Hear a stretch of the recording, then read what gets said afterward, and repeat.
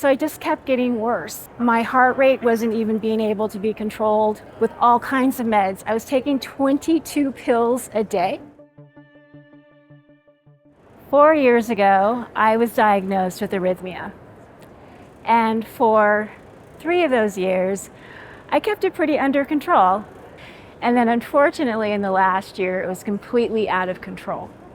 And I was told that I had to have an ablation, a heart surgery, or I was going to have congestive heart disease.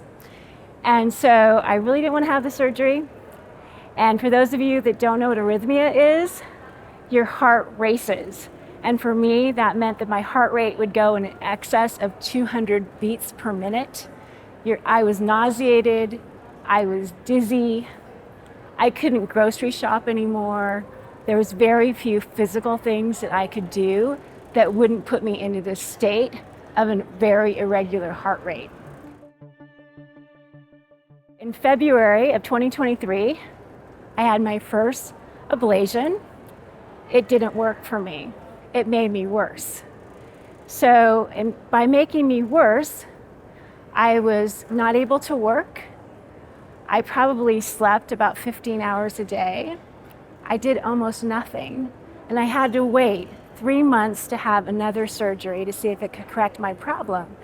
And the big risk with arrhythmia is that you can have a stroke at any time.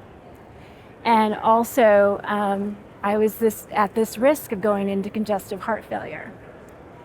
So while I'm waiting these 3 months, I'm living in fear, living in my mom had heart disease, here I go, I'm going to be on oxygen all the time, I'm on the path.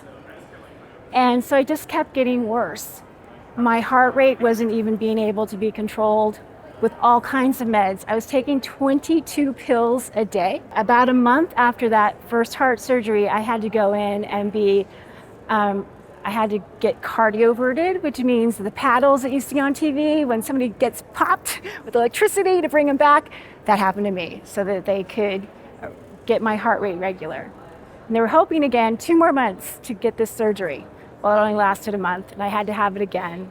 And then when I had it again, that caused a blood clot. So I knew that I was in this spiral. And the way I was thinking about it is I felt like I was like going down the drain and I wasn't really sure that I was going to even live. So I called a friend of mine that, like me, had been with Dr. Joe, but not like me where I'd been in and out, in and out. She'd stuck with it. She'd come to the advanced retreats. And I said, what do I do? She had breast cancer. What do I do? How do I take care of this? And she suggested that I do a couple meditations that had helped her. And so I started doing that. And there was one day where I was in so much pain from this blood clot that I did it 3 times.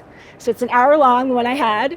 And while I was in the meditation, I felt no pain, but then after the meditation, it would come back. So I just kept doing it. And the 3rd time I did it, I had this feeling of being healthy again and being able to breathe and to hike and to take my dogs for a walk and to go grocery shopping without being afraid that my heart was going to pop out of my chest or that I was going to have a stroke. And so what I did is I just held on to that feeling. I finally made it to that 3-month mark and had that second surgery. And even before they were going to give me the second surgery, they had just that week gotten a very special machine that also was able to identify really what was wrong with me. So I was super lucky. My surgery was a huge success. I am no longer on any meds. I'm hiking. I can do anything pretty much that I want. I'm here. I'm just so incredibly grateful. I can't say enough great things about this work and how transformative it is. And it got me out of fear and it got me out of the belief that I was going to have heart disease, and that was just my path.